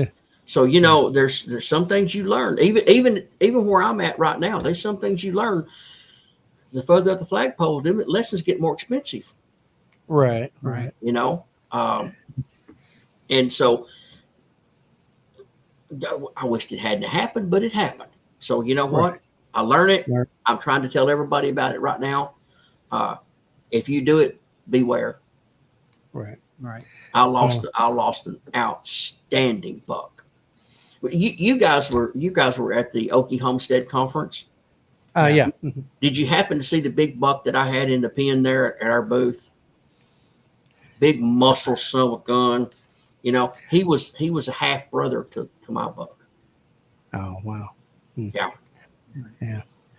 And it's I get amazed. I've got a guy that I know that has a herd of goats, and I think he's got La Manchas is what he has, but totally. But his buck, and I remember when he got him, it was a buck, and he had a handful of does. He's got a nice herd right now, but that buck is huge and very protective of his herd. My friend has very little work to actually do. That buck tends to take care of business all the way around, but it is impressive how big and strong they can get. Yeah. Now that's one thing I like about the Tex Masters. I've been in other herds, and I've had other bucks that when those does are in heat, boy, you don't want to get around that, because that buck, he'll get you. That's his girls, you know. Yeah. These Tex Masters, they're so laid back. They don't care. You know, you walk up and grab a hold of him. Now, you probably don't want to hold him long because he's been peeing on himself and stinky, you know, because they put that cologne on, you know. But they're so laid back, you know. I love that about them. I won't have a mean one on my place. It's too risky, you know. Right. But I got to get rid of about 20 of them right now. My wife she's put her foot down. Uh-oh. She said, "You got 20 females. You're going to need to find another home for." She said, "We're feeding too many." So what is good eating weight? I like 90 pounds. 90 pounds is a good eating weight. How long does it take to get them there? Oh, anywhere from, some of them might reach that at 9 or 10 months. Some of them are 12 to 14. Okay. Depends on the breeds too. But you know, a 90 pound goat here that's got a lot of bone versus a 90-pound goat that has a 4-to-1 muscle to bone ratio, there's a lot of difference in what you get out of it. You know? So you got to think about that. But the market likes them about 65 or 70. Right. Now, a lot of that market's changing, but I have found that you got about the same amount of bone, about the same amount of skin, about the same amount of internal organs at 65 pounds as you do at 90. Mm-hmm. So the difference between 65 and 90 is pretty much muscle. Right. And so I'm going to feed them a little longer, and I'm going to get more meat out of this deal. I see. And hypothetically, or not so hypothetically, if an individual, say, like me, or how would they say it in psychology? A friend I know. Asking for a friend. Asking for a friend. Yep. Okay. If he wasn't into raising that, but you were raising it, would it be profitable for that individual, not just financially, but I mean also health-wise, to purchase from somebody else already ready, and they just take it and have it processed? Yes. Oh yeah. I did that for a long time. A lot of people would come and buy animals off the farm. A lot of other people do that. or I might even carry them to the processor for them. Now they have to go Right. pick them up and pay for the processing, but Sure. I, as a service, a lot of times I would pay them to do that. Uh, we now have our own USDA meat company, and we're in a lot of the farm hub stores and things like Okay. that. I And think I've that's, seen that. Yeah. Right. I think I've seen some of that on your channel. yeah. Uh, And we'll yeah. have some of this meat. We'll have this meat up in Missouri, and we'll have it down in McAllister. We'll have a Okay. freezer there, and we'll have Well, there you goat meat. go. There we go. You All you right. get a Looking chance to forward get to some that. right there. I know I've had it. Like I said, we shared, when we were talking the other day, I've had it several different ways, from barbecue and smoked and curry and a lot of different ways. And I really enjoy the goat meat myself. I mean, Well, we make like I said, 4 it is a flavors little of more. broths Oh, okay. 4 flavors of broth. Okay. Even better. Yeah. So Mhm. for sure. besides Like I all said, the other cuts. Yeah. right. It Right. is a different way of cooking. You got to relearn how to cook them, but man, it's tasty. I know that. So I love it on barbecue myself. But um, Yes. but anyway, It's my favorite though is if you let me have my way, I'm gonna cook a whole goat, right. and I'm gonna cook it in a pit in the ground. Oh, right. Yes. That's the way I'm gonna Yeah. cook it. There you But go. that I bet takes a lot of time, and effort and I don't energy. have a lot of time to do that. Right. Well, just a question. I mean, without, ballpark range, for a person to get into, say, like the Tex Master, what kind of, I know you said go with like $100 one to learn, go with a cheaper breed to learn, Yeah. and I'm taking that to heart because I need to learn. But I mean, when somebody's looking to get into it, whether it's for their own personal meat or if they're looking into a profitability factor, what kind of numbers, I guess, would somebody need to be looking at on Well, if purchase? you're just gonna raise one to take the processing yourself, those are gonna be cheaper because that's a terminal animal. They're going to freezer camp. Okay. Right. If you're buying a breeding stock, that animal's probably going to run anywhere from 500 to 1,000 to $1,500 for a female, depending on if she's got registered or papered, how much, if she's 50% or 75, or the quality of her. Okay. Right. It's if people come to my farm, I price my animals by their quality. Right. And if I've got some that may have papers that you can get papers on, but she's gonna sell cheaper if I don't like her. She's gonna sell cheaper, so you're not gonna get papers. Right. I get Because you. I'm just telling you, she is a grade commercial. Right. Okay, but if she's really good, now if I have two outstanding individuals, outstanding, and one you can follow the paper trail and ancestry on, and one you Yeah. can't. The one you can follow the paper trail is always going to bring more money just because you can Right. follow that ancestry. I Right. see. A Okay. buck is going to run you probably a good buck. A good buck can run you anywhere from 1,500 to I've seen people's bucks 30, 40,000 for show bucks. Right. You know, Mhm. uh, Yeah. I got sent pictures the other day. I sold a little old buck. He was a 50% Tex Master buck. He was a good little son of a gun, and he went up north to a weather breeding program. And they sent me pictures the other day. This little buck. He was born March the 29th, and he went in for the final drive of Grand Champion. Wow. I mean, you're talking 4 months old, and she Right. said Wow. he got beat because there was older bucks, older weathers in there. But he got beat. She sent me pictures. I was pretty excited about how my Yeah. buck passed his genetics on. Right. You That's a know, good deal. and they were real excited. They've kept some females out of him and stuff. So Right. that Well, doesn't hurt the advertising. no, not at all. Marketing side is real good there. Yeah. Yeah. Well, like I said, I know there's breeds that people can get into at a lower price when they're starting out. Whether that's a whether that's boar or that's Kiko or I don't know. The different ones. I know like some are milk and some are more meat oriented.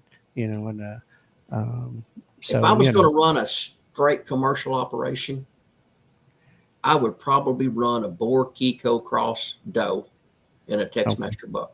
That would probably, if I was straight commercial, that'd probably be my dream team right there. Okay. Everybody's got their own thoughts, but Right. I've had those. I've had those Kiko Cross does, and I'm gonna tell you what, they're fantastic mothers, That's what I've read. They're and really good mothers. they give really good milk, Right. and nothing grows any better than it does on mama's milk. That's right. And so anyway, well, that's just a little sample, folks, I think, of what we'll be able to get at the Oklahoma Homestead Rendezvous. And I'm not sure. I mean, I know some of the topics may be a little different at Ozark and at Urban Expo. But I know that's particularly Oklahoma Homestead Rendezvous, that this subject of goats for profit, meat goats for profit. And so that's just a little tease, folks, of kind of what you can learn. I mean, I'm interested in it because I've been interested in goats. My wife, she doesn't share my enthusiasm for the goat, but I know what I've got to do on the space I have. So anyway, Dwayne, we appreciate the information, man. We appreciate the knowledge. It's been awesome. My hat size grew a little bit with the knowledge expanded tonight. So I always like, if I learn something, I feel like it's a good show. I don't care what else happened. If I learn something, because if I learn something, that means somebody out there probably learned something too. So, Right. Well, I hope you guys do. That's what I want to do. Is I want to share my experiences and what I have learned. And not to say that your experiences are all going to be the same as mine, right, but I know what I have learned over a period of time. right.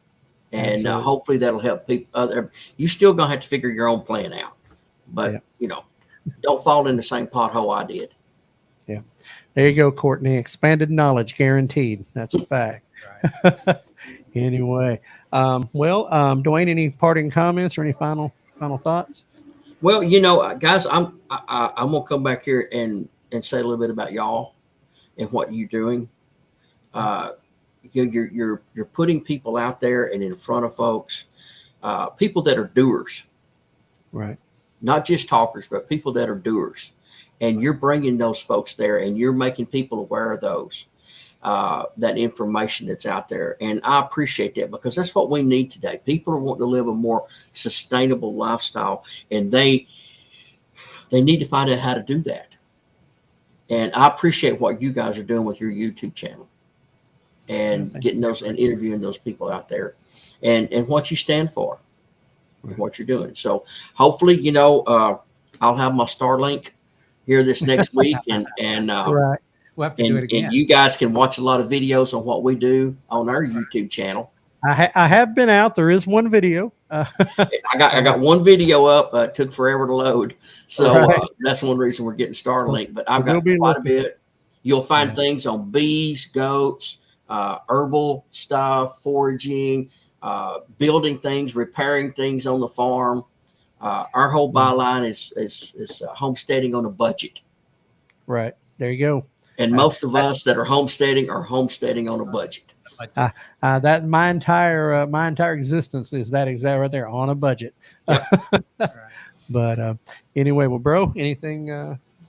No, just wanted to once again say thank you to Dwayne for being so gracious to share his knowledge with us. And his time, definitely. Not we don't only just learn, but I feel like in this community, really want to shout out to everybody that's been participating in the growth of this community, and how building this community is really important.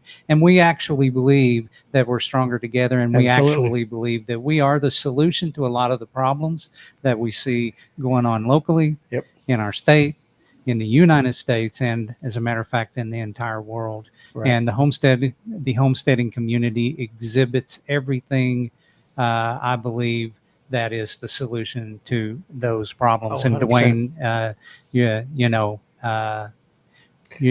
you are an exceptional illustrator of that very fact. And once again, like I said, we just want to thank you for showing up and sharing your information and the knowledge that you've got, because that's what's going to do it. That's what's going to pull this community together, and it's going to bring things a little bit back home. And as we, and as one of the things that we say is take another link out of the chain, that food supply chain, shorten it up a little, get to know your local farmers, and get some local information, because there's a wealth of knowledge and a lot of it that we almost lost. Okay. Yep.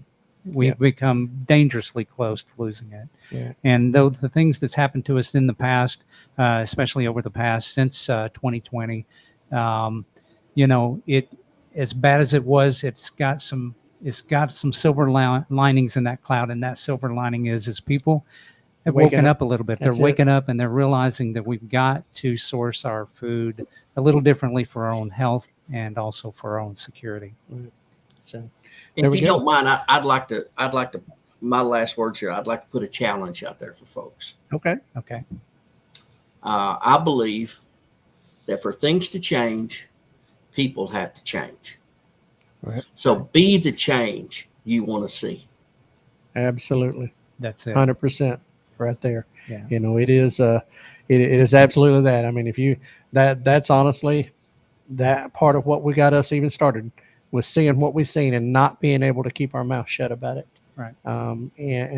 And stumbling into the, and I say stumbling because that's literally what it was, stumbling into the homestead community. Right. Yeah. And finding people like yourself that are living the solution.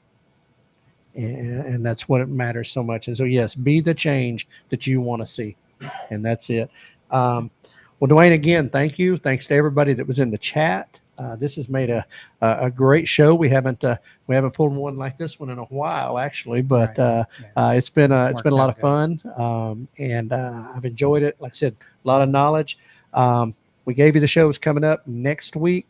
Amanda Hardcastle from Hardcastle or HLC Longhorns going to be talking about her cattle. That's next Tuesday, 7:00, right here on Facebook and on YouTube. So go ahead and set your calendars now. Make your reminders for that. Next week you'll be seeing us. And I tell you what, guys, great show. And I tell you, I'm just going to roll us right on out of here. So until next time, this is the Farm to Table Direct Show. Remember, we are #stronger together. It's only through the community. It's only through the strength of each other that we can overcome the things of this world. Be gracious to each other. Be kind. Be thankful for our Creator, God above. And as we always say, prepare for the unexpected and keep it local.